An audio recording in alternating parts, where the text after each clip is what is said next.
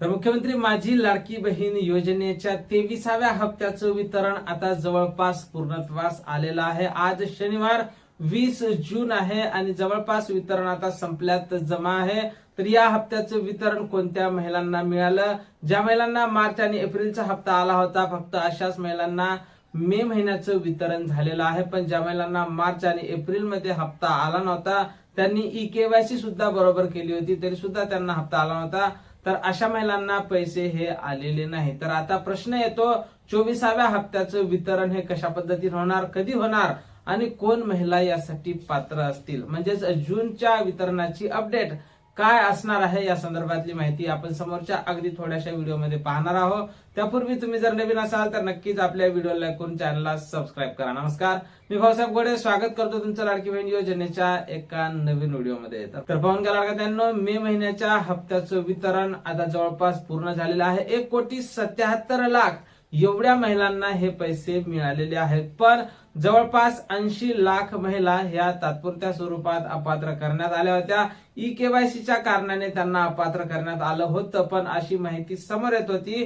की ज्या महिला अपात्र झाल्या होत्या त्यांची ई-केवायसी जर बरोबर झाली असेल तर त्यांना मार्च एप्रिलचे तर नाही पण मे महिन्याचा हप्ता येण्याची काही शक्यता वर्तवल्या जात होती, कारण प्रसार माध्यमांवर सुद्धा अशा प्रकारच्या बातम्या येत होत्या। पण यावेळेसचा जो हप्ता होता या हप्ते वितरणाच्या वेळेस कोणत्याही अपात्र झालेल्या महिलांना लाभ हा मिळालेला नाही। म्हणजे केवायसी दुरुस्ती करून असून सुद्धा किंवा त्या महिला योजनेत बसत असल्या तरी सुद्धा अशा महिलांना हप्ता हा मिळालेला नाही। मग त्यांच्यासाठी काही नवीन सोयी सुविधा उपलब्ध करून देण्यात येईल काय? तर लाडक्यांनो, 24व्या हप्त्याचं वितरण हे जुलै महिन्याच्या 10 तारखेपर्यंत होण्याची शक्यता आहे।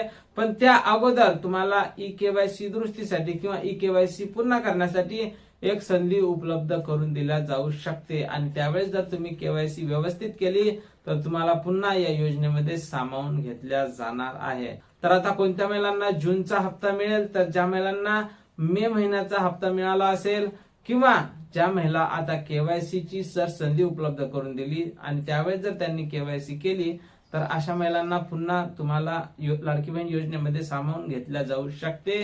त्यामुळे केवायसी संदर्भात जशी काही नवीन अपडेट आपल्याकडे उपलब्ध होईल सर्वप्रथम त्या संदर्भातला व्हिडिओ तुम्हाला आपल्या चॅनलवर पाहायला मिळेल। त्यामुळे तुम्ही जर नवीन असाल तर नक्कीच आपल्या व्हिडिओला लाईक करून चॅनलला सबस्क्राईब करा। भेटूया पुढच्या एका नवीन व्हिडिओमध्ये महत्त्वपूर्ण माहिती सोबत। जय महाराष्ट्र।